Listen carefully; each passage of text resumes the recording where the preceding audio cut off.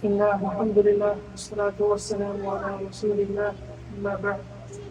عن أبي سعيد الخدري رضي الله عنه عن النبي صلى الله عليه وسلم قال: من لم يشكر الناس لم يشكر الله. حدیث جو مذکور ہوا ہے اس کا معنی یہ ہے کہ وہ آدمی جو لوگوں کا شکریہ ادا نہیں کر سکتا وہ اللہ کا شکریہ ادا بھی نہیں کر سکتا.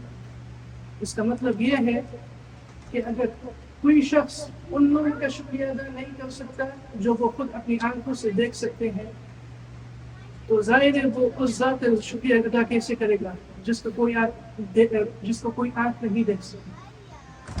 تو اس حدیث پر عمل کرنے کی نیت سے میں کچھ لوگوں کا شکریہ ادا کرنا چاہتا ہوں جنہوں نے وقت تعلیم حاصل کرنے میں بہت سی مدد دی. پہلے میں شکریہ ادا کرنا چاہتا ہوں اپنے والدین کا جنہوں نے بہت خوشی کے ساتھ مجھے دینی تعلیم پڑھنے کے لیے بھیجا اور بہت ترغیب دی دینی تعلیم پڑھنے کے لیے. اور پھر میں اپنے اساتذہ کرام کا بہت شکریہ ادا کرنا چاہتا ہوں جنہوں نے محبت سے اور شفقت سے پڑھایا، غلطیاں نکالی اور ٹھیک کی اور دین تعلیم دی. وہ اساتذہ جنہوں نے حفظ قرآن پڑھایا اور وہ اساتذہ جنہوں نے عالم پر کورس پڑھایا، دونوں طرف.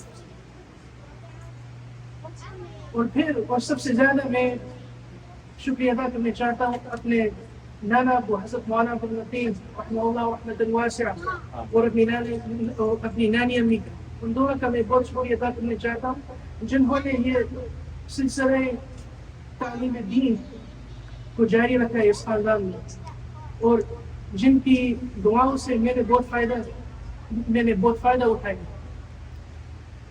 جب میں پڑھنے کے دن یاد کرتا ہوں بہت سے ایسے دن یاد آتے ہیں جن میں دل کر رہا تھا کہ میں مدرسے سے نکل جاؤں تعلیم مکمل کرنے سے پہلے.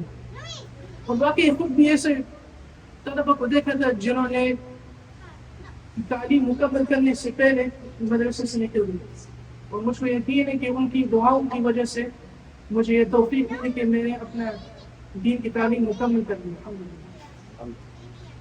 اور آخر میں آپ سب حضرات کو بھی بہت بہت شکریہ کرتا ہوں کہ آپ سب نے اپنے قیمتی وقت سے اپنے قیمتی ٹائم سے یہ وقت نکالا کہ ادھر آپ شامل ہوئے اس پروگرام میں. آپ سب کو بھی شکریہ ادا بہت.